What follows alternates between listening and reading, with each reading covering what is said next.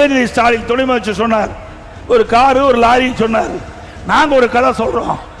திமுக என்ற என்ஜின் இல்லாத கார், திமுக என்ற என்ஜின் இல்லாத காரை 10 ஆண்டு காலமாக கூட்டணி என்கின்ற லாரி இழுத்து கொண்டு போய் கொண்டிருக்கிறது.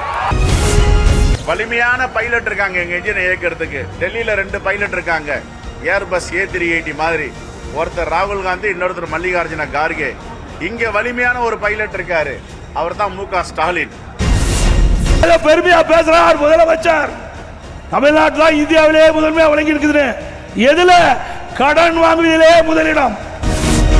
அவர் ஒரு முதலமைச்சராக இருந்தவருக்கு எப்படி ஒரு இந்த அடிப்படை அறிவு இல்லாமல் இருக்கிறது என்பதுதான் கேள்விக்குறியாக இருக்குது.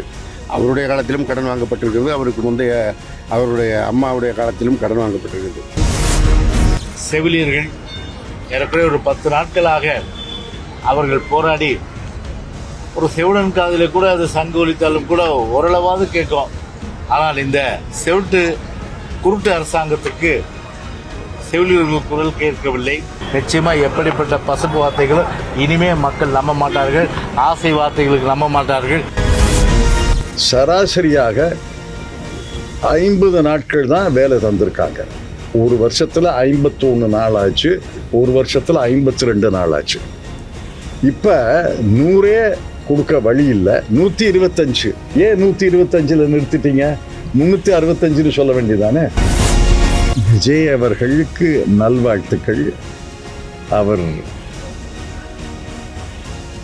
முயற்சி வெல்லாது, இந்தியா கூட்டணி தான் வெல்லும், அதுல ஒன்றும் சந்தேகமே கிடையாது என் மனசுல. புதுசா வந்திருக்காங்க அரசியல், தமிழகத்தில் இல்ல இந்தியாவில் யாரு வேணாலும் அரசியல் கட்சி ஆரம்பிக்கலாம். கட்சி ஆரம்பிச்சிருக்காங்க, பார்ப்போம். தேர்தலை சந்திக்கும் பொழுது யாரோடு கூட்டணி வைக்கின்றாரா, தனித்து நிற்கின்றாரா, அதனுடைய நிலை என்ன, மக்களுடைய நிலைப்பாடு என்பதை நீங்க தெளிவா பார்க்கத்தான் போறீங்க. நான் உங்களை மாதிரி என்ன செய்ய போறாங்க நான் வேடிக்கை பார்க்க காத்துக்கிறேன். மதிமுகல மல்லை சத்யா போனாரு, எல்லோரும் என்ன கேட்டாங்க. அவங்க உட்கட்சி பிரகாரம் நான் எதுவும் கருத்து சொல்ல முடியாதுங்க.